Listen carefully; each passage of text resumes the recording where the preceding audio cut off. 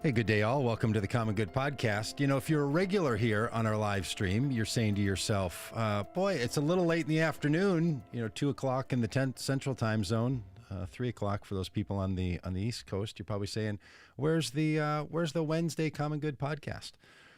Well, because we have a special guest today, you're going to be glad that we started late. But I'll also say we were planning to be covering the Insurrection hearing, the January 6th Select Committee hearings, but those were postponed from today until tomorrow. So look forward to that tomorrow afternoon around about the same time. I think they're scheduled at noon Central Time to get started. But today, I'm really thrilled to be talking with Jack Jenkins from Religion News Service and a friend for a long time. Jack, you wrote a great article about how what we're all watching happen on the January 6th Select Committee and because of the insurrection is actually something that has its roots in something near and dear to people who watch this stream and listen to this podcast, and that's the role that Christian nationalism has to play in all of this. Yeah, one of the interesting things to kind of watch as we are observing these hearings is that it's very clear that the lawmakers, for their purposes, are very concentrated on the actual acts that were perpetrated that day, and also tying that narrative to former President Trump. And so they're kind of really narrow at this point in the hearing in terms of what they're talking about, and yet they have still not been able to cut out the elements of Christian nationalism that still appeared on January 6th because they were so ubiquitous. Even in the first hearing, the last shot of one of the major video montages they did featured one man holding aloft a Trump flag over the masses as they were attacking the U.S. Capitol on January 6th of last year, and next to him was a man waving a Christian flag. And even in the most recent hearing, they featured some interviews with some people in the crowd, and they included a person who had a shirt that read, "I stand for the flag and kneel for the cross." Wow. And then actually there was another interview they had with it was a person that somebody had filmed themselves, and I believe it was a Parler video this person had filmed talking about why they were there that day. And what they leave out is that person is actually a youth pastor who in that same clip says, "I'm probably going to lose my job as a pastor because of this," which is in fact what happened. But is that true? I bring those up to kind of say these are these little hints of what, if you looked at the footage on January 6th, it was impossible to ignore the religious expression and religious symbols and symbology that were so prevalent during that day. And it's even, working its way into these hearings that are actively trying to be talking about something else. So. Yeah, boy, I'm so glad you said that, and that you wrote this article on Religion News Service, where you're one of the regular journalists, because some people, I'm in that group, would just pay attention to the religious implications of things. Like I'm a pastor and run a group that talks about religion and politics in America, so I have a keen eye for it. Sort of like when someone, I guess, buys a new car, pretty soon they're seeing that car all over the highway. They're like, oh, there's another one of those and another one. And you hadn't noticed them before you were in it.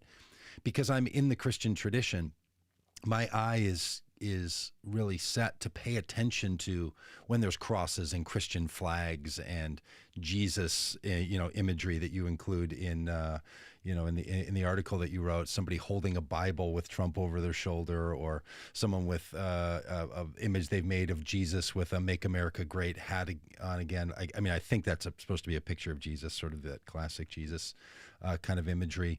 It stands out to me. It pops out in my mind that's something that we should be paying attention to.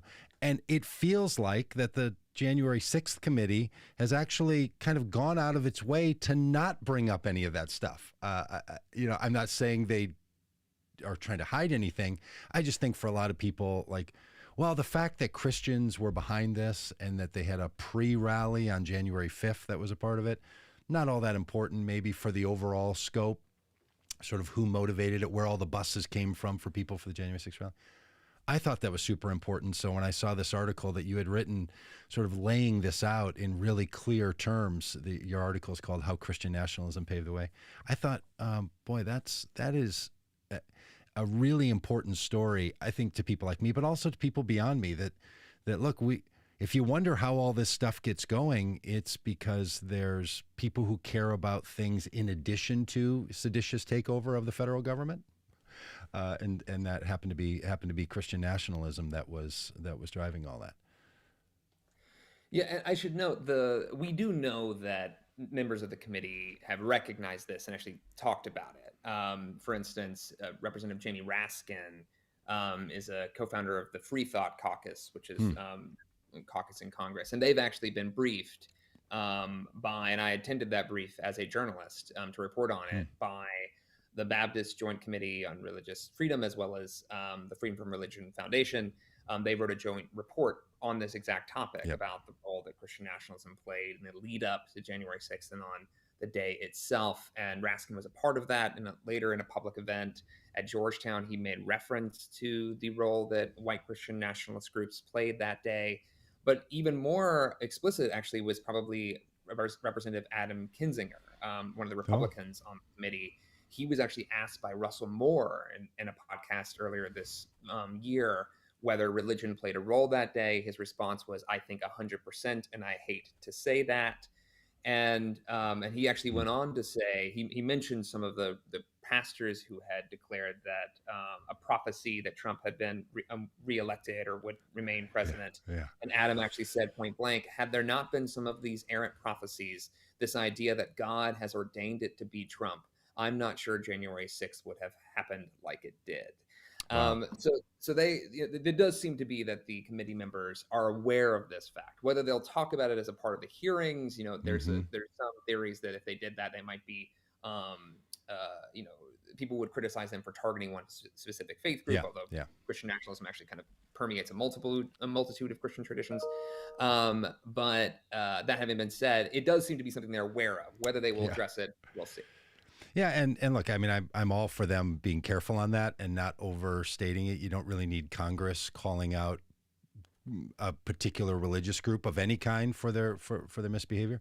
That's why there needs to be people like us, right, that are going to bring that up. At least I will say, as someone who is in that tradition, someone from the evangelical tradition, which was one of the primary groups hijacked by errant religious and political thought that supports Trumpism. I think it's part of our role to talk about how people from the community that I find myself in the midst of were front and center in all of this. So can you remind people who, for whatever reason, they just haven't gotten around to reading how Christian nationalism paved the way for January 6th on the Religion News Service site or on the other places where this was picked up? Can you walk us through what you found when you did your reporting on this and what we need to know about really what was going on with Christian nationalists behind this? Sure. I should caveat this by saying that there's so much to talk about in this topic that it's actually hard to narrow it down. That having been said, for me, Christian nationalism permeated Trump's entire tenure in office in his one term. And it was part of his campaign. He surrounded himself with a very specific subset of primarily evangelical faith advisors who often kind of leaned into Christian nationalism. One of the more prominent examples was actually his first year in office in 2017, when the Robert Jeffress, a pastor in Texas, actually loaned out his choir to a July 4th event with Donald Trump, where I believe the red robed choir sang a hymn-like ballad written for the occasion, the refrain of which was "Make America Great Again," and there were American flags and what have you. And Jeffress's church have actually leaned into the claim America is a Christian nation and has preached sermons precisely on that topic. So I give all that context because that was just like part of the milieu of Trumpism for quite some time. Fast forward to June 1st, 2020, which I think is an important date to kind of when we're talking about the trajectory towards January 6th. And that was, of course, when there was the clearing of Lafayette Square right outside the White House of racial justice demonstrators in the aftermath of the murder of George Floyd. It's right after that, Trump walked across that square and then held up a Bible in front of St. John's Church. Now, there was a lot of peculiar things about that moment. So, for instance, in order for that to have occurred, There were actually priests, at least one priest, who was still there when the clearing of Lafayette Square occurred. She was there at the behest of the Episcopal bishop that oversees that church, and was there aiding demonstrators. And that priest was actually among those forcibly expelled from that area by police. And of course, the bishop herself of the Episcopal bishop of Washington, who again oversees St. John's, actually condemned that event and told me later that it left her horrified. The priest, by the way, told me that she accused Trump of having turned a holy ground into a battleground, is the way that she put it. And there was a seminarian that was with her that was also expelled from that space.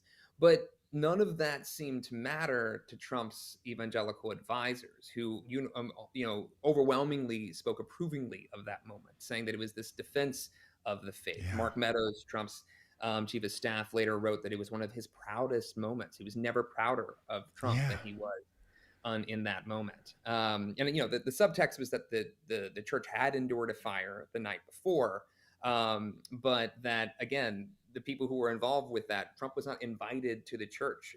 There's no evidence that was the case for this to have occurred. It looks like it was an unauthorized visit that was then condemned by the denomination involved.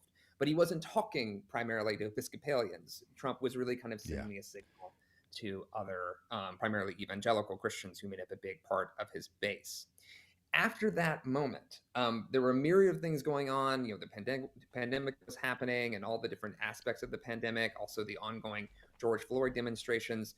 And of course, that moment, Trump's poll numbers started to dip. So he did what he had done throughout his time in office, which is actually lean in again to his primarily conservative evangelical Christian base and just conservative Christian base in general. He did interviews with conservative Christian outlets, both Catholic and evangelical. Mike Pence went on a Faith in America tour, and all of this kind of led up to the Republican National Convention, where there was a framing that was put forth by multiple speakers, Trump included, that faith was under fire, as they defined it in the United States, that they needed to defend faith. And they had a few different ways that they described that. They argued that restrictions on worship because of the pandemic were this assault on faith by Democrats. They framed this a very specific way. And I should note, the Democratic National Convention was actually arguably more overtly religious than the Republican National Convention that year. But they were still casting Democrats as the enemies of faith. And right after the closing event of the Republican National Convention, which was at the White House, as people exited from the White House into the streets, there were anti-Trump demonstrations in D.C. And there was footage of conservative Christian commentator Eric Metaxas punching an anti-Trump protester in the street and running away. And he eventually reportedly admitted to that to an outlet a few days later. And I kind of bring that up because this theme of like violence as something that could be justified because of Trumpism, this fight, existential or literal, against opponents became louder and louder. And it kind of came to a head after Trump lost the 2020 election and refused to accept those results. Some of the first to come to his aid were, again, his conservative Christian supporters. If you look at some of the early events of the Stop the Steal movement, they opened with prayers, entreating God to strengthen them for this fight, this Christian nation that they needed to protect by overturning the election results. Some of Trump's closest evangelical advisors preached sermons kind of mocking the idea of a Joe Biden presidency, or entreating the divine in a Pentecostal charismatic sense to, quote, overturn it. They pushed back on whether they were referring to the election or not, but they were also referring to the election in the same paragraph. It was confusing, but this was all part of the for good communicators. They're like, maybe I just didn't communicate that very clearly, but many of these people are stellar communicators actually, and they were crystal clear. And that was actually referring to Paula White there, who by this point was actually a White House official. She was one of Trump's longest faith advisors and identified as his pastor. She's a Florida pastor. By that point, she had become head of the White House Faith Office. So then again, in December, we started having what were called Jericho marches. These were these kind of ways of showing your protest against the 2020 election results. We had one in Pennsylvania where they processed around the Capitol there, protesting the election results there. And then they had a large one in Washington, D.C. in December 12th. And emceeing that event was, again, Eric Metaxas. And a myriad of people spoke at that event, including Michael Flynn. There was footage of that moment that got a lot of attention of what looked like the presidential helicopter flying over the event and there being cheers. The head of the Oath Keepers, Stuart Rhodes, who's since been, charged with seditious conspiracy because of his role on January 6th, his alleged actions there. He spoke and actually threatened the potential for a bloody war if the results aren't overturned, or if what he referred to as their Insurrection Act being invoked. And all of these things happened, of course. And then also present that day were the Proud Boys, and this right-wing extremist group. And I know them well. Yeah. And as they marched off into the streets of Washington, D.C. that night, Alex Jones, the noted conspiracy theorist, actually prayed over them. He said that they were, marching off to take the streets back. He was doing this prayer out in front of a hotel that evening. And the Proud Boys had actually had their own prayer the night before when they had arrived in D.C. They had gathered this footage of this. They had shouted to the sky, "We love you, God." One of their leaders had compared their sacrifice, as they put it, to that of Jesus's crucifixion. And of course, then they marched off into the street. Now, what they actually did was tear Black Lives Matter signs off of multiple churches and set one of them on fire. Two of those churches were historic Black churches. But again, Christian nationalism was just part of this entire conversation. And then you fast forward again to January 5th, where there was another Jericho march outside the U.S. Capitol. I was there for that, covering it. Again, you had people processing around, holding images of Trump's face, singing the hymn, "How Great Is Our God," saying that they were hoping that the elections would be overturned in a spiritual sense, or a literal overturning, but in a spiritual element that was a part of that. They were singing hymns and preaching sermons that evening. Greg Locke, this very controversial pastor in Tennessee, actually prayed for the Proud Boys and kind of spoke, it kind of lauded them for their work. And then, of course, the next day was January 6th itself, where, as mentioned, the religious elements were difficult to ignore. So I give that long-winded kind of lead up, and I'm actually beautiful. A lot of other elements here, including some texts between Mark Meadows and Jenny Thomas, among other things, in which appeals to the divine were mentioned, to kind of help explain that Trumpism and the trajectory towards January 6th had a lot of different elements that were a part of it. QAnon conspiracy theories divorced from any specific movement other than just denying the election. Any number of other elements. But I think that it's difficult to understand all of it unless you understand the connecting glue that Christian nationalism seemed to play to pull a disparate array of voices into the same room. And I think that December 12th Jericho March, when so many different folks are represented on that stage, is a good example of the power that Christian nationalism seemed to play with these communities. Well, I'd love to chat about each segment of these, because I think they're worthwhile. And if someone's looking for a list, they should find your article, "How Christian Nationalism Paved the Way for January 6th," because it articulates these with links and other places. It's a really tremendous resource. You have sort of a subtitle to the article where it says, "The President, Trump, seemed to frame himself as leading an existential fight against liberal foes, defending America from an attack on the Christian faith." It's not possible to describe the reason that a lot of Christian religious people voted for Trump without recognizing that Donald Trump said that America was attacking Christianity and he was going to defend it, and that they expected him to defend it as through the belief that it holds a unique place in the history and therefore in the DNA of this society. And your article does a good job, but there's no way to really understand what's gone on with Trump without really even taking it all the way back to people talking about there being a war on Christmas and, just a lot of conspiracy theories about how religion didn't have a place in the Obama administration. And, just sort of the old classic tropes that Democrats are godless and Republicans are Christian, that that thing really does persist for a lot of people. Can you say something about that sentence that you had written, that the president seemed to frame himself as leading an existential fight against liberal foes, defending America from an attack on the Christian faith?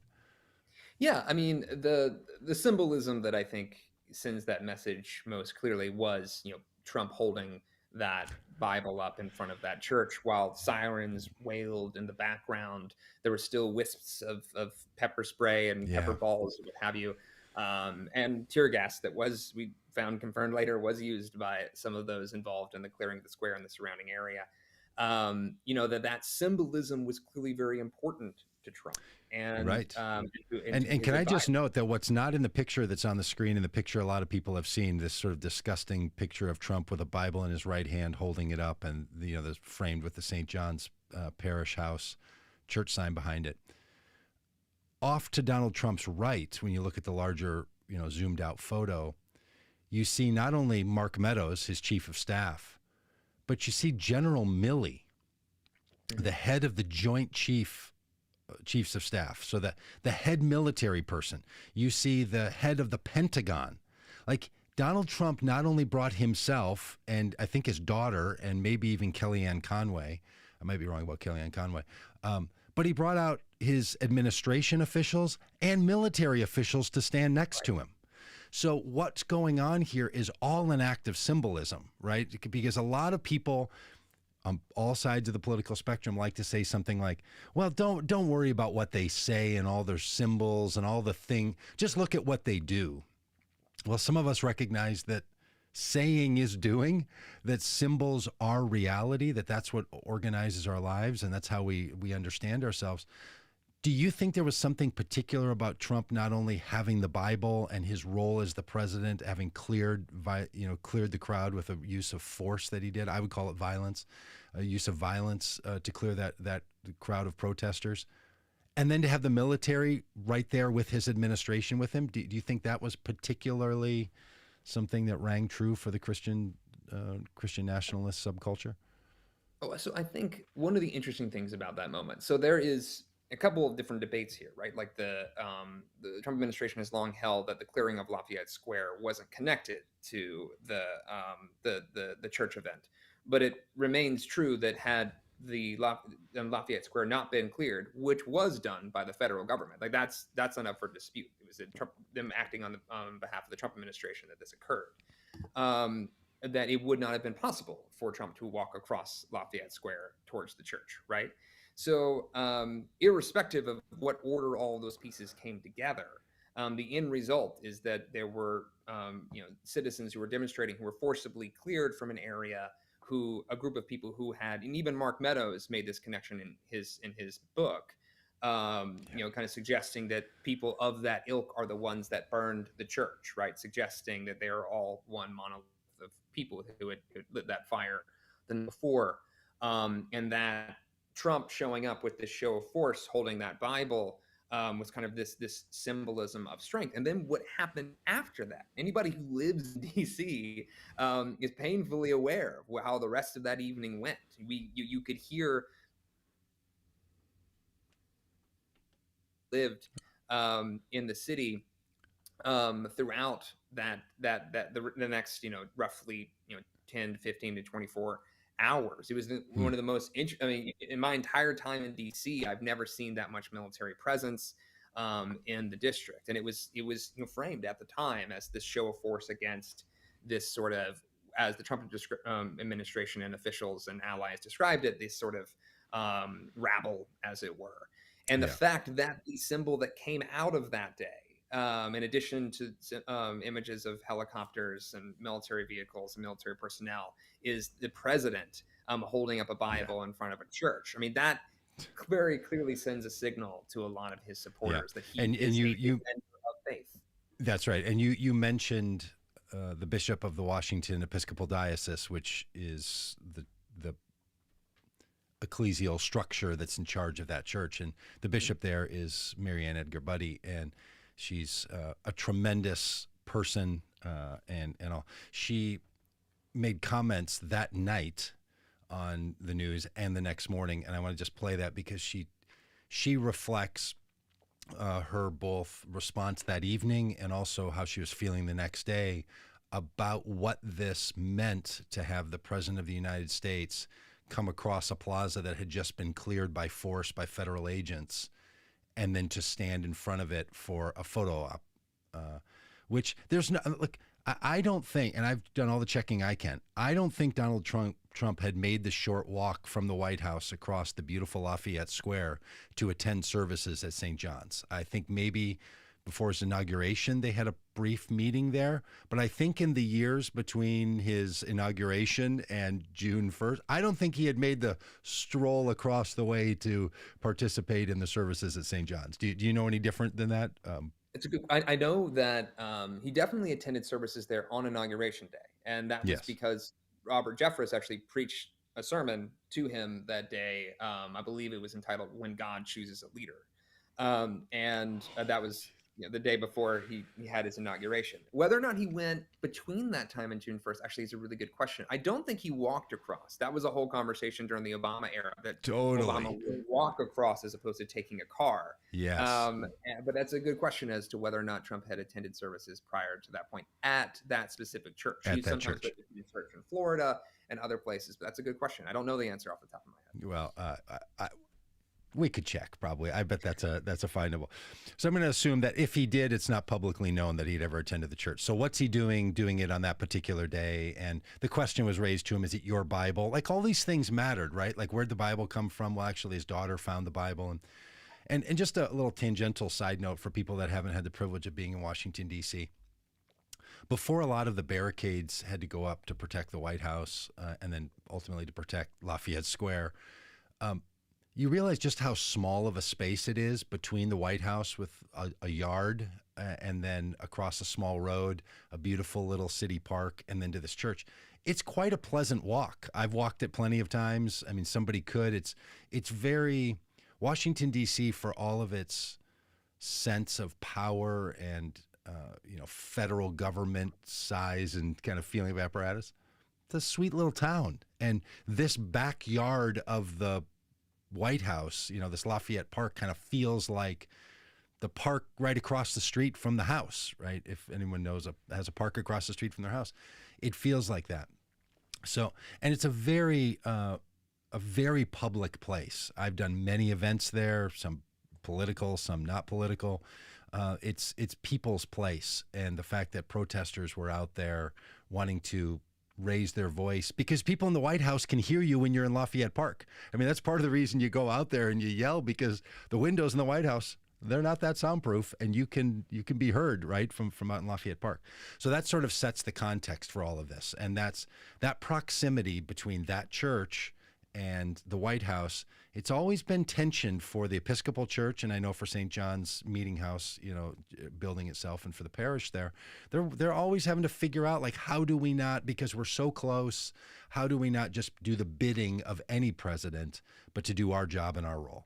Mm-hmm. Long lead in to why Bishop Marianne Edgar Buddy makes the comments that she did, and here she is on Good Morning America the next day. Well, first of all, this is an excruciating moment, a crisis moment in our country, where we need healing, where we need reconciliation, and we need justice. And the president, after speaking the remarks that you summarized and clearing with tear gas and riot-geared police the park and the courtyard of our church, stood in front of St. John's and held up a Bible as if it were spiritual validation and justification for a message that is antithetical to the teachings of Jesus and to the God of justice. And so I felt in no uncertain terms that I had to disassociate us from that symbolic gesture and to speak a word of justice and peace to the nation. Did you have? Now, all religious traditions know the power of symbolism. But I'll tell you what, Episcopalians, they really take their symbolism seriously, right? They're not messing around when it comes to like the symbol of faith in people's lives. Baptism and communion and liturgy and the buildings and the outfits, like this really matters, and it really should matter. And that's part of what this Christian nationalism thing does. And I'm interested in your thoughts on this, Jack, as a professional journalist in the religion world. Christian nationalism doesn't even accept all Christians as part of the Christian nationalist movement. Like it's sectarian in addition to being partisan. In my view, I'm interested in your thoughts on that. No, I mean this is one of the fascinating things about Christian nationalism, and I should note for listeners, the kind of the broader top level definition of Christian nationalism that I operate with is the belief that America was founded as a Christian nation and that it should either remain as such or that it needs to return to that after having deviated from it. And I actually think the second half of that sentence is even more important than the first. There can be some debate about precisely what it means to be founded as a Christian nation or what that looks like, but that active step of wanting to return it or create it or make it a Christian nation can be this really powerful driver. And it's kind of what differentiates this sort of modern iteration of Christian nationalism from some other, for lack of a better term, more low-key versions that have kind of permeated in and out throughout American history. There have also been very extremist versions. Ku Klux Klan is an unabashedly Christian nationalist group that also was white supremacist, right? But I feel like, one of the folks, one of the groups that have long decried Christian nationalism in all of its forms are those who are left out of its visions, right? Those who are not Christian. But what's implicit in Trumpian Christian nationalism in this new iteration is that it does not seem to take seriously the beliefs of Christians who disagree with it, right? The idea that Christians are under attack because of, for instance, impositions on houses of worship during the pandemic of wanting to limit the size or the ability for them to gather. I mean, that's not uniformly believed one way or the other within Christianity. You have a wide variety of different perspectives on those policies within Christians, including Christians that were like super gung-ho about not meeting in person, right? But even beyond those kind of minor policy differences, I mean, for me, what I found really interesting on January 6th, I had been down there the day before at the Capitol the day before. On January 6th, I was actually at what was the only in-person counter protest that I'm aware of that day who were protesting against that. And that's partly because the mayor had dissuaded people from staging counter protests and that a lot of progressive organizations had also dissuaded their people from doing that. But one of the only major counter protests was a small collection of interfaith clergy that were gathered around a Black Lives Matter sign outside one of the churches that had had their signs repeatedly torn down since December. And, in the midst of that circle, they were praying for, reconciliation. They were praying for peace. They were kind of decrying the Christian nationalism they had seen implicitly, later explicitly. But in the midst of that prayer circle, some people in Trump gear actually pushed through the circle and then mockingly reenacted the death of George Floyd in front of the clergy. And then they went across the street, and there was another church that had just unfurled new Black Lives Matter signs and did the same thing on the steps of that church. Now, those individuals, I don't know if they espouse Christian nationalism or agree with it at all. But the idea that, you could be part of the Trumpian Christian nationalist movement where those sorts of things happened, right? Where the Black Lives Matter signs of these churches were torn down and burned by Proud Boys. But then, a few weeks later, you have people like Greg Locke praying for the Proud Boys and lamenting that their leader had recently been arrested because of the burning of that church sign, right? Like these historic Black churches weren't seen as as a part of this broader Christian vision that these people were articulating. In fact, some people have even heard that the head of the Proud Boys was not allowed to be in Washington, D.C. on January 6th, and it's because he was arrested for those actions, right? That's right. You heard that story if you listen to the hearings, but this connects all those pieces back together, that it's those actions that was, that he was arrested for. So it's just so incredibly enshrined in this Trump movement, at least as it was seen, as you articulated, from June 1st through January 6th. Like that period is so identifiable. And I think it's something I haven't been able to talk about a lot. Like there's, it's been a fascinating thing. I spent a lot of I cover religion and politics, right? So like I'm talking to members of all of these different groups to try to like understand their perspective. And some of the loudest voices decrying Christian nationalism are prominent clergy, right? Like, and they're the ones who are like very out front and pushing this. And they don't get, as near as I can tell, traction among a lot of these groups where that are espousing, or among these leaders that are espousing Christian nationalism. They're often ignored outright. And as that is happening, they'll do things like make blanket statements about liberals or progressives and say that they are godless, or they'll dismiss their faith as if they are worshiping government, as they put it, as if they are not actually Christian. And there's a whole like series of theological and historical arguments for how this came to be and stuff like that. But for me, it's been really fascinating to watch. Like I will leave a worship service from one group and go to another one and listen to them say how they don't think those people worshiping down the street are actually religious. And this has been a dynamic that was part of Christian nationalism for some time. And throughout the Trump era. And I won't fast forward too much, but it's also a part of the Christian nationalism that has kind of materialized since January 6th. There's a whole dialogue about that too. And I think it's worth noting that simply being a Christian doesn't mean that Christian nationalists, and being a self-professed Christian doesn't mean that Christian nationalists will necessarily see you that way. And one other point, I'll close on this, is that I mentioned that shirt. I stand for the flag and I kneel for the cross. There are entire Christian traditions in the United States that have been here for a long time where that has not been the case for a long time. Right. If you go to Mennonite colleges, they don't necessarily wave the flag on campus at all, and they do not play the national anthem during their sporting events because of their religious traditions. Many of the people who knelt during the national anthem over the last few years actually cited their faith as inspiring their protest. Their Christian faith as inspiring their protest. And these folks just don't become part of the dialogue when Christian nationalists or folks who are ascribing to that ideology or participating in it. These other Christian voices just don't come up.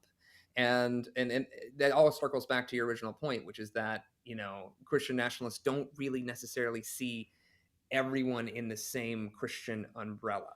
And even the concept of Christian nationalism, the idea that America was founded as a Christian nation, is predicated on the idea that everyone agreed what Christian meant at the time, which was not true.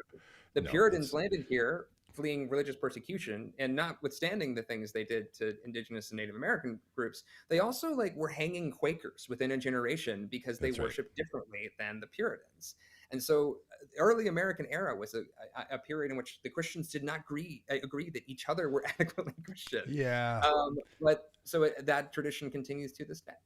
It sure does. And look, I mean, it's easy to want to argue, and I've felt the want to do this, to try to say, look, these people are not Christian. But the truth of it is, they are. Christianity is a self-proclaiming faith. Nobody gets to tell somebody else if you are or not, right? Just sort of the rules of what it means to be generally Christian is, if you say you are, well, there's no ruling group that says, I'm sorry, you didn't check the agreement box at the bottom of the form. No one can say you're not. So what we have is a lot of kinds of Christianity in America. We've had a lot of kinds of Christianities through history. It's one of the things people that study religion realize is from the time that, they started putting a Bible together and you had 4 Gospels of Matthew, Mark, Luke, and John from 4 different Christian communities, you've had a plurality of different opinions about what it is to be Christian, right? So that's just true, and America has lots of versions of Christianity. And it doesn't map that being a Christian nationalist or believing in Christian nationalism doesn't map with whether someone or a group of people are Christians or not. I know a lot of Christians who are totally opposed to Christian nationalism, and people who are like, I'm really not Christian, but this is a Christian nation. It's just the thing they've been told and they've assumed all along and feel like it should be. That's part of what makes so much of this confusing, right? Is that, and you've done such a good job of articulating here and in your writing, that look, whether you're going to make an argument about the history or not, what's functioning right now is that there are people wanting power in the government, that have power in the government, who are saying in really new ways, we think that the power of the federal government should be on the side of Christian people to reestablish some kind of a Christian life. That comes in subtle ways. You know, your news outlet just produced an article that I read today about the pastor of one of the big Southern Baptist churches and almost got kicked out because Saddleback Church chose to ordain women. That the pastor of that church, someone named Rick Warren, said, hey, we all need to stick together and fight against the evil that's in this country, right? We need to kind of make the country righteous again, right? Like that stuff is just all around. And I'm in super progressive Christian circles. Sometimes I even hear people in progressive Christian circles say things like, our government needs to follow these moral edicts and Bible things better, like love your neighbor and care for the least of these and all of those. I get really uncomfortable when I hear people say, like, I think a voter should be motivated to vote for someone they think is going to bring an outcome. But I don't think we should be asking our government to take Matthew 5 or Romans 12 or, you know, Revelation 6 as its talking orders. We have a problem figuring out how to talk about religion and politics in America, and Christian nationalism is a consequence of all that. Okay, that was a lot, but do you have any thoughts on that? Do you think about it like that? I know, you know, you're a journalist. I'm an opinion maker here. Do you have thoughts on any of that? I mean, I think one of the really interesting things about covering Christian nationalism, I'll get questions about it, right? Like you'll hear people kind of say, is this really a thing that exists, or is this just kind of like a vague concept with no real contours? And I think, you know, it's one of those things that when you go and see it, like when you're a reporter and you go to one of these events and you see it expressed, it makes a lot more sense, because the reality is that there are a myriad of Christian nationalisms, right? They actually like can look different, and they are expressed differently even within traditions, right? There's a whole wing of actually conservative Catholic Christian nationalism, and even sub varieties of that look different. Some of which are old and some of which are very, very new. And who were very active on January 6th as well. So it's not exclusively to evangelicals. There's also mainline iterations of this. There's some argument that it was like a lower key version of this was part of mainline traditions for quite some time. But when we're looking at this modern era, when we're looking at Christian nationalism in the context of the Trump administration and after he left office, I think for me, it's difficult to kind of get across to people is that Christian nationalism, while it can look different per person or per tradition or per organization, it has enough connecting tissue that it can bring together a somewhat theologically disparate group of people into the same room. And for me, one of the most preeminent examples of that is actually what happened once the insurrectionists stormed the Senate chamber on January 6th. And you know, there was this moment where they were in there, and one of the guys started saying, "Jesus Christ, we invoke your name, Amen." And then this individual who was wearing horns and had a variety of tattoos and blue in his face was like, "Oh, that's QAnon Greg. shaman, That's Greg." yeah. And so he's a self-described QAnon shaman. His religious beliefs, by the way, as he's expressed them, they do not fit within many traditional forms of Christianity. You know, he pulls from a variety of different traditions. It's in many ways syncretic. But the prayer that he offered that day invoked Jesus Christ specifically. And it was also kind of lauding the efforts of those who had participated in the insurrection, you know, kind of putting forth this idea that they were pushing back against, you know, some sort of evil, that they were helping correct the country's mistakes, as it were. And in the crowd were at least 3 or 4 people that have been public about what motivated them that day, including a person from the Deep South who said that he had gone there. He just wanted to plead the blood of Jesus there that day. Kind of a more traditional Southern evangelical. You had a person from the Midwest who similarly said that prayer was like one of the pinnacle moments for him of where we are as a movement. I believe those are his words, and that said a lot to him. And these are not people who, if you sat down and talked about the theology of the QAnon shaman, they would necessarily agree. In fact, even those two individuals I just mentioned might actually have a lot of disagreement about, a variety of theological things. But what they were united in was the myriad of conspiracy theories that had come out about in the aftermath of the election, and this idea that America is a Christian nation and it needs to be protected, and that Trump was part of that protection. Those are, they both made references to similar things and elements of Christian nationalism in their own remarks. So so that is what Christian nationalism can do. That's the power of it, is that even when it seems disparate and fuzzy at the edges, that's actually a feature, not a bug, for a lot of its devotees. It's what allows it to coalesce very different groups and movements into the same place for common cause. Well, that is just, that's one of those phrases that someone uses that just opens a door in one's mind. Like the idea that there are multiple versions of Christian nationalism, both over time and currently, and that it has a grand central station function to it, that people might be coming from different places and going to different places, but they find themselves, at that grand junction, at that airport. When I'm often traveling in airports, I kind of look around and I think, wow, we're all right here, but like only a few of us came from where, hardly anyone's coming from where I'm coming from and going to where I'm going, but we're all here right now. That Christian nationalism is like that, right? It's that place. And the Trump administration chose to utilize that in the past and currently. I keep up on what they do, their Faith in America tours. Like, they know that the coalition that the Trump administration used while in office, needed in its election and lost in its reelection, was social conservatives, people that felt out of the political system, and Christian religious conservatives. And normally Republican candidates feel like they have to give up a little something to get one, or get all of those groups.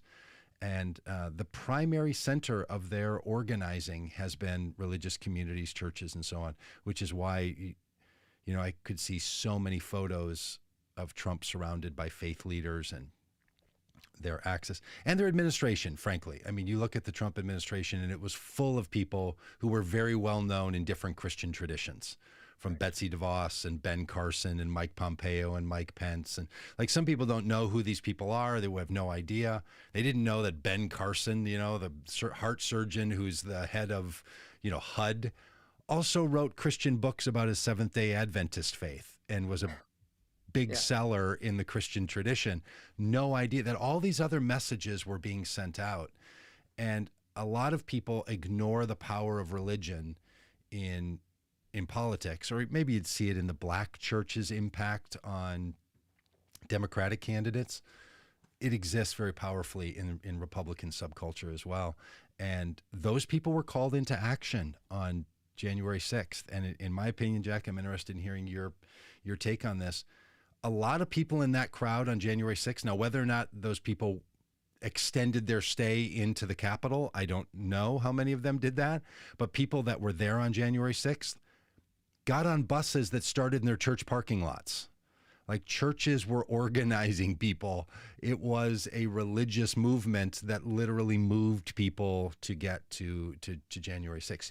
Is that accurate, what I've just claimed there, that you couldn't have had January 6th turn out the way that it was without? I mean, if you to hear Adam Kinzinger say it, he said something very similar to what you just said, right? That the religious dynamic here was really powerful. The answer to your question, so I remember I spoke to this one woman on January 5th. Who was there for a Jericho march, and she had just led a prayer. Like, I just watched her lead a prayer with a group of people, referencing the election and what have you. And when I spoke to her, she repeated conspiracy theories about the pandemic, and that she believed that that Christianity should be at the forefront of the nation. I'm paraphrasing a little bit. But then I kind of asked her, I'm like, what drew you here? Was the Jericho March what drew you here? And she was like, I this is her words, I followed a lot of different agendas to get here. And what I think that's helpful for people to understand, because it was a lot of things at once, right? Like, if you went to the Jericho March website, in addition to like advertisements for shofars, they were pushing "Stop the Steal." Like that was like part of the idea. "Stop the Steal" was this big umbrella series of events. But if you went to "Stop the Steal" events, you were going to see them led in prayer at the outset, right? And that the Jericho March was a component of that. So we know that major figures helped fund some of the buses there, who were also reiterating Christian nationalism. Which churches and whether churches, like specific church groups, like funded their own buses, I don't have a clear answer for that. I would not be surprised if that's the case. I believe, and someone can check me on this, my understanding is that Doug Mastriano paid for some buses, and he is a very largely described as a Christian nationalist. He rejects that term. He does. But I mean, I don't want you to speak for the man, but why would he? What does he refer to himself as? Just a historian? Is he just think that his description of the history of America and its future is he's just ahistorical and just calling balls and strikes? Is that his view? Well, the curious thing about the term Christian nationalism is now, actually, in the last few weeks, we've started having people really passionately claim it as an identifier, particularly Marjorie Taylor Greene sent out a big thing about this, trying to say to people, hey, if you are one, be proud. It's something you should be proud of. And shocking. Extremist groups like America First are actually like they are making memes about it, invoking it. But it was more kind of a political descriptor, right? And I'm not drawing a one-to-one correlation between these terms. I'm just using this to help explain. Like, people don't usually identify as extremist or authoritarian, as it were. But that's like a descriptor that sociologists and historians and political scientists and journalists use to describe certain behavior. And Christian nationalism was kind of that term used by sociologists to kind of describe people who trend towards a series of beliefs. And depending on which sociologist you spoke to, there was some slight difference about what those were, but they generally all led in the same direction. So what that means is that it was more of a description of behavior as opposed to a self-identifier. I see. But that doesn't necessarily mean, when asked, like, do you think America is a Christian nation? Do you think America should be a Christian nation? That people wouldn't answer both of those questions. Yes. So that's the thing that we've done a lot of work. We actually have a curriculum coming out on try to help churches and groups and individuals with friends to understand and talk about Christian nationalism. That's one of the things that I've had to wrap my head around. Is that if you ask someone, are you a Christian nationalist? They say no. And then you describe what a lot of us call Christian nationalism, and they say, well, I do agree with all those things. But that concept and that title is something that they've tended to reject. I think, I'm noticing the same thing, that people are starting to talk about it. And I don't know that it does any good to refer to someone as a Christian nationalist if they don't want to self-identify. Right. But I'll tell you that the Trump administration and the Trump campaign understood them as Christian nationalists. I think, I don't know that they only took that. I don't know that they all see that as a negative term. I was a little surprised. I posted a video yesterday of a conversation that I had with Proud Boys in a bar in Florida in 2020, and it was debating Trump and racism and Black Lives Matter and so on. They came to try to disturb one of our events in Florida, and we scheduled to have a debate afterward, and so that's the video. And I was surprised because I thought at that time, and even more so now, that people who are Proud Boys wouldn't admit to it. That it was kind of an association you kept quiet. But when I asked one of the people there, I said, well, are you a Proud Boy? And he goes, oh yeah, for sure. And he leaves up his sleeve and shows his tattoo. And then another man in the crowd shouts, I'm the second in command of the Proud Boys of this region. I need everybody in this room to be quiet and stop interrupting. And very proud of it. A lot of us would think that calling someone a Proud Boy or a member of the Proud Boys is some disparaging term. Some people take it as quite positive. So if someone thinks that if someone just says I'm not a Christian nationalist, then they're not. I don't know what you do with that. Like, maybe they're not. Well, it's the idea of whether you're expressing, whether or not someone, like you said, the distinction between whether you are a Christian nationalist as an identity, which some people do identify that way, or whether you're expressing Christian nationalist sentiment, right? Our political terms are always debated. We don't actually have a uniform, agreement about what liberal or conservative is, or even what Christian is. And so, or even what a Democrat is, or a Republican, If there's one thing about, looking at the expanse of Christian history and political history, it's one of perpetual debate. But But I think for I have a a friend who lot of often people, jokes, "I'm not a Christian, but sometimes I act like one." So you might catch me, which I think is a pretty good way to describe a Christian life. Actually, he yeah, says, "I'm not a Christian, but sometimes I love like I am one." So I think that's his Christian phrase. nationalism as a category is most helpful in examining behavior and political trends. And while Hmm. there are certainly people who seem to identify as Christian nationalists, at the end of the day, for my purposes as a reporter, I am interested if you self-identify as a Christian nationalist, because that's interesting. But I'm most interested in what is bringing these people together, Yeah. right? Like, what is this glue that unites people? I'm interested in that in every way, right? Like Hmm. that's part of when I cover religion and politics. What unites people? What inspires them? What drives them is a prevailing question. Yeah. And Christian nationalism is just one of a kaleidoscope of ideologies and Hmm. identities and religious beliefs that seem to drive individuals. So I think thinking about Christian nationalism that way, in fact, it's arguably most helpful to think about it as a worldview, or like, a Huh. shared worldview among different people, than whether or not they wear it on their sleeves. Although, again, we should keep track of those who do, because that's going to be interesting moving forward. Hmm. Uh, Jack, do you think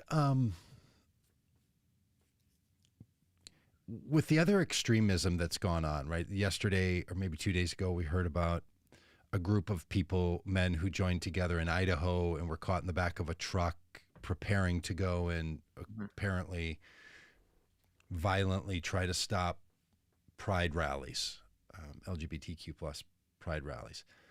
Um, it feels like we're on the cusp of something more violent than we have wanted to imagine in the last few decades, starting to feel like previous eras of the United States. I, I can't imagine that big violent uprisings could happen in the United States without there being religious justification. Like, you just can't motivate people to violent actions in mass without that. We've always had it, whether it's been war that we've gone to or internal fights or work toward good things too. Like, you have to bring something more to it. Um, so it feels like this Christian nationalism rise uh, is just has a lot of potential danger to it. Um, but I don't like thinking about this country like that. I mean, I want to imagine a more beautiful world where that's not possible. Do you think we're in a particularly dangerous place? Do you think we've just passed through a dangerous place and we can look back and sort of analyze it now? Or do you think maybe all this is more overblown than we need to be worried about? Well, the meta question of the state of the republic is one that may be above my pay grade. But what I can say is that, I'm a religion reporter. I'm a religion and politics reporter. Um, and more recently, I'm kind of an extremism reporter too. And that is Wow, just like part of it that now, says something. is that religion has always been an element of extremism. Again, I mentioned the KKK, which is explicit about religious component of their hateful ideology. But it's become something that for me to cover religion and politics, I have to really note Hmm. these groups. What happened out in Idaho. Actually, I have a story dropping shortly after this conversation about that. There were right-wing groups that were pushing people there. I mentioned America First, that's led by an individual named Nick Fuentes, who, Yeah. in addition to being widely decried as a white nationalist, also kind of, he's sharing Christian nationalist memes, and I mean that they have the word Christian nationalist in the meme now. And he was encouraging people to go there as part of that protest to do a rosary walk, again, kind of the Catholic persuasion on this. When I published a piece earlier this year where extremist experts on extremism told me that they have seen a notable rise in the last year and a half to 2 years of Christian nationalism, flaring up among extremist groups, them really kind of embracing it. Like, it wasn't not a factor before, is kind of the suggestion, but it's like it's been hit with jet fuel in recent Mm-hmm. months Mm-hmm. and years, in terms of its prevalence among these communities and groups. And the you have some of the, I mean, one of the interesting subtexts for all of this is that it posits that there are these Christian right-wing groups, and then there are LGBTQ people at pride events and other LGBTQ events that they are in contradistinction against. Never mind the fact that there's actually multitudes of denominations and Christians at this point who openly affirm LGBTQ identities and relationships, ordain people to those, and officiate the services for those, what have you. Like, these are not mutually exclusive groups in terms of how people self-identify and express, but we are seeing rising tensions within extremist groups where they're invoking Christian nationalism as a component and an organizing element of these sorts of campaigns. And I do think that is particularly concerning for a lot of people, especially since, and I would defer to extremism experts on this, so I'm only saying a few things I've read. I'm not drawing a full picture here. I did read recently that we've seen some chapters of like Proud Boys actually increase. I've been trying to pair that with also conversations that they have had trouble recruiting, and I think that might have been the ones that were arrested by the FBI. But I do think these are things to watch, where moving forward, if we're already seeing flare-ups and violence, right? The Proud Boys out west, a few months ago, we kind of talked about this clash that happened between Proud Boys and anti-fascist demonstrators, kind of happened in the street almost without any support from police in one direction or another. I'll note that there were people preaching on stage at that Proud Boys event earlier, and that some of those Proud Boys in the logo patch on their shoulder now just put a cross there, and that wasn't necessarily true a few years ago. And so that's, to your point, whether that's proving to be an organizing principle, a recruitment tool, what have you, synthesis of these different groups around Christian nationalism, even to their platforms. The head of Gab, the alternative social media platform that is known to be a haven for extremists, has actually leaned very aggressively by name into Christian nationalism. The news section of that website is now a lot of different theological writings and political writings about that. And he, of course, also spoke at the event hosted by America First, in Nick Fuentes, that Marjorie Taylor Greene also spoke at, right? So all of that has set off alarm bells with extremism experts that I've spoken with. What that looks like moving forward, I don't know. It's notable that 31 Patriot Front folks were arrested. But we'll see moving forward, and it's definitely something that I'm paying attention to in my reporting. Can I ask you about that report on the people arrested in Idaho? Do you have another minute for that? Yeah. Do you know things that those of us who've paid just casual attention don't yet know that are going to come out in your article? Like, it struck me that apparently it was just a citizen tip that they saw a bunch of men in uniforms, matching outfits, climbing in the back of a truck with weapons. So they called someone. And if that's true, that's a little shocking that the people who follow extremist groups and the FBI who look into this kind of thing didn't have their eyes on that. Do you know anything about that? Was the FBI already poised to do something about this? Or did we just get lucky that an appropriately wide-eyed neighbor saw men climbing in the back of a truck? This is the purview of a law enforcement reporter or someone who is well versed in our federal law enforcement agencies, and they're more well sourced, frankly, in that area. I know what law enforcement officials have said, which is that they've actually pushed back on the notion that it was internal informants that let them know about this group. But again, like you said, they're kind of putting it on that somebody saw something and said something as an indicator of this, which is interesting, given that it was That's terrifying. Well known. That's terrifying to me. Yeah, Sorry. I mean, like, we knew that the right-wing groups were pushing people towards this event, and also there was a reporter colleague of the Huffington Post, or HuffPost now, actually wrote a whole article.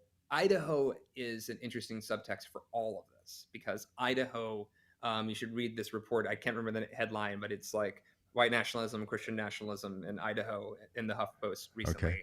Okay. That kind of talks about how this has become an interesting point of conversation out west in that state in particular, the synthesis of white nationalism and Christian nationalism for local elections, and things of that nature. So Idaho's kind of become a flashpoint for the far right in general, that I'm aware of in terms of Mm-hmm. a place to look at, which makes the location less surprising. Yeah. As for the people who were arrested, Patriot Front, an extremism reporter that I follow, they were kind of commenting that, this was an interesting, if law enforcement, what they claim is true, which is that they were planning to commit violence, or conspiring to riot, which is the charge. That is actually a little bit of an escalation for Patriot Front. They've been more vandalism and kind of show of force as opposed to Proud Boys-esque in the sense of on the street violence. But which would make the tip, even more important, the fact that they stopped this before it occurred. And I leave it to the courts and the details and the journalists to suss out the accuracy of all that. But at the end of the day, we know that there's been an increased antagonism of LGBTQ events and pride events in recent weeks, and that those have been pushed by the far right and extremist groups. So many of which have been invoking Christian nationalism and Christian nationalisms, I should point that out, while calling for these kind of counter protests and provocations. Yeah, the group that I work for, we spent 2020 traveling around the country trying to do a whole number of things, and we ran into these groups repeatedly. One time in Missouri in 2020 in the fall, Missouri had before them a bill that was being sponsored in the House to not allow people dressed in drag to do story time reading at libraries. Something that was really obscure then, but lots of states have tried to pass these don't let drag people do story time, which, by the way, it's kind of great that they do story. Anybody reads at public libraries for kids, right? It's just a good thing. They want to pass a law. So there was going to be an event saying, we think this is a bad law. So citizens were getting together to say out loud to their state legislators, don't pass this law. And it was at the state capitol. We went to support the people saying, don't pass this law that would say no to people dressed in drag Saturday reading. And what we were asked to do, because we're not from Missouri and there wanted to be a Missouri thing, was to be part of a group called the Parasol Protection, which what we had were rainbow umbrellas, big umbrellas, that you would open up and create a human barrier between the protesters and the counter-protesters. These white nationalist, white supremacist, violent groups came up on their motorcycles and wanted to create a bunch of disruption and to intimidate these people trying to say to their state legislators, don't, having a little rally about this. So our job was to hold up these umbrellas. And we knew that the reason we were there is we knew that these other people were coming, right? Everyone knew they were coming. They made it public that they were coming, that they were going to try to intimidate. And they showed up, dressed kind of like classic bikers and so on, and were intimidating and yelling and saying Christian things and yelling slurs. And our job was to sort of protect. And they were live streaming all of this, of course. So the other trick that you do when the people live stream is you play Disney music live or really loud, out loud, because then their live stream gets cut off because it's a copyright violation. So one of the ways that, you stop these white supremacist violent groups from live streaming their actions as a recruitment tool is to play, The Little Mermaid. Really awesome. I bring all that up to say, like, when you're organizing any effort like drag readers or LGBTQ, you're very aware that people are going to show up. And it's just so puzzling that we keep acting surprised when these groups show up and do these things. You as a religion reporter, are you equally as surprised? Or are you like one of those old grizzled reporters that's like, well, I'll tell you, my time around this town, I've seen all these things. I know this is coming, the little stogie in your mouth. I think it's one of those things, shock, not surprise, is a perpetual state of being in my business, right? And really since I think somebody wrote a whole piece about dating it, like the perpetual, never-ending news cycle in the modern era began in like November 2015. And it was a very specific catalyst. That it was the terrorist attacks in Paris that set in motion a series of events, a conversation around opposition to refugees that actually also led to then candidate Trump's kind of sudden moment of attention, which is when he called for an explicit ban on Muslims entering the country.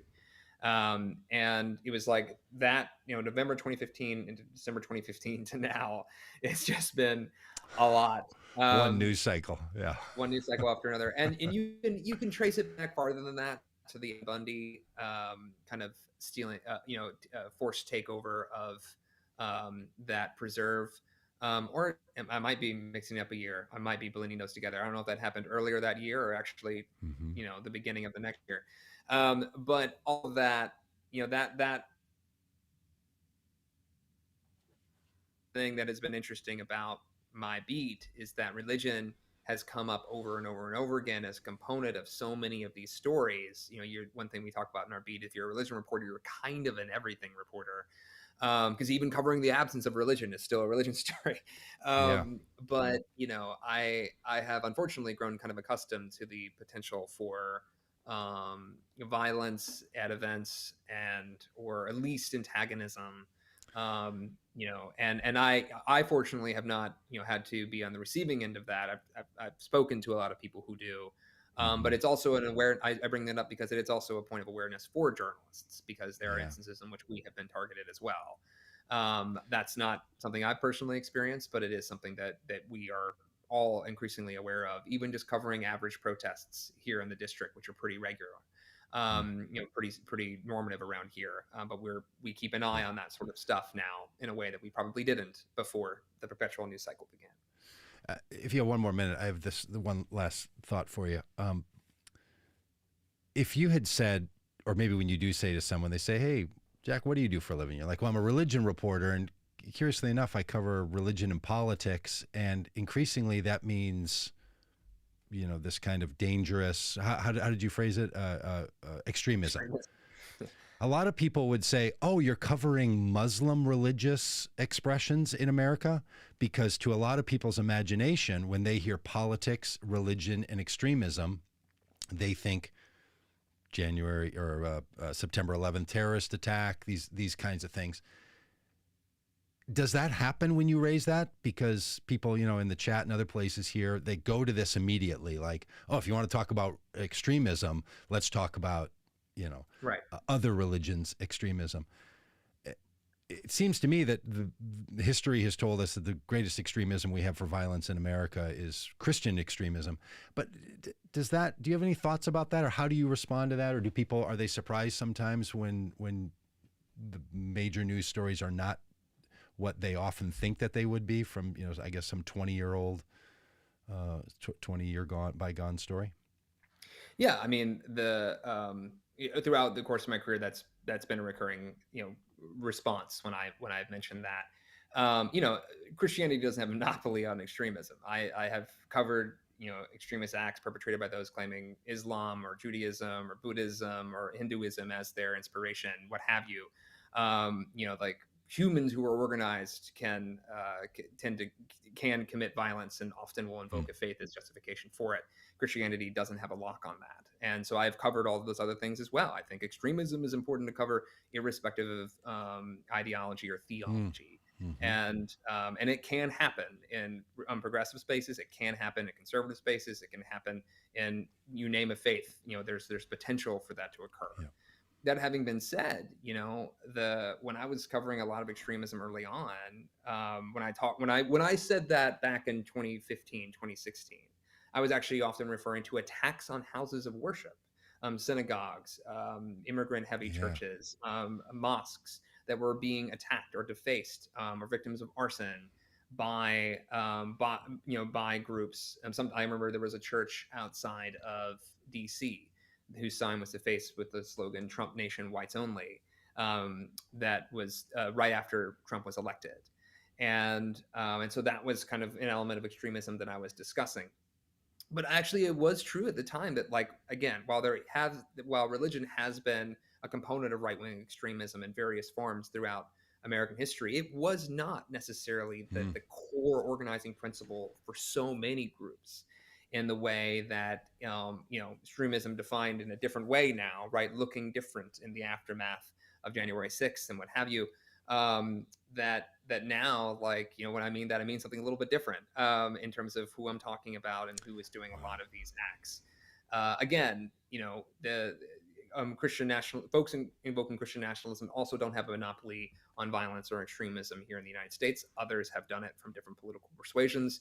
But for me, it's always really interesting that for a long time, when you talked to law enforcement officials, what they would often say is one of the most concerning groups. They weren't necessarily mentioning those invoking Islam, right? They were talking about sovereign citizens or other right-wing groups that now have kind of coalesced and meshed and intermeshed with Christian nationalism. And so that seems to still be true in a lot of places, but in a slightly different way. And ever since Charlottesville, really, when we've seen these disparate groups, show a willingness to show up together, right-wing extremism has been explained to me, was often just a story of division and disagreement that they all like fought with each other. And that's still true in a lot of ways. Yeah. But their tendency and proclivity to organize in ways like we just saw this past weekend is something that I think has really alarmed a lot of extremism, experts that I've spoken with, at least. And so for me as a religion reporter, yes, I have gotten that the answer to the question that you mentioned. And I still get it sometimes. But I do think, it's becoming harder and harder for people to ignore that extremism, even if they think, their group isn't doing it, that they don't think, it does seem like any group in America could theoretically participate in this moment. Going back to your question about the state of the republic, I'm more often to get cynicism, irrespective of somebody's religion or political beliefs these days, than one of grand hope and and this belief that Americans would never commit such violent acts. Yeah, I think that event, sometimes we refer to as Charlottesville, which is code in my world for we know what happened there. What the people who put that event together called it was Unite the Right. They were working hard to say, now that we have a new president, it's time for us to all come out more publicly, deeply connected to the election of Donald Trump and the things that Donald Trump had said previously and all of that. And then, of course, the now failed former president, but at the time president, said there are good people on both sides. And when I tried to say to the Proud Boys in the bar in Florida, because it was 2 days after the Trump Biden presidential debate, where Trump was asked if he would call out the Proud Boys, and he said, stand back and stand by. That I said, Donald Trump named the Proud Boys as a white supremacist group, and they all started screaming at me, no, he didn't, no, he didn't, he supports it. Like it's an incredible retelling of a story. So for people that, wonder, like, are people like us just people, not you, because you're a professional, journalist, but people like me just piling on, just want to blame Trump for literally everything, and I probably did blame him for everything except gas prices, because it's one of the things presidents don't have anything to do with, but he really just did ruin everything else in my view. But this one's just not even overstating the level to which I think he as a person and his actions as president really did move this country in a direction of Christian nationalism and violence that was January 6th. And I'm of the mind that, I don't know if I go as far as to say that was a dress rehearsal, because I think it was actually horrible in its own right and wasn't practice at all. It was a real thing. But I don't think it was the first one. I think it was, what maybe now in the NBA basketball season you'd call game one of a 7-game series. And it's going to be curious to see who wins this thing, to borrow that really bad sports metaphor.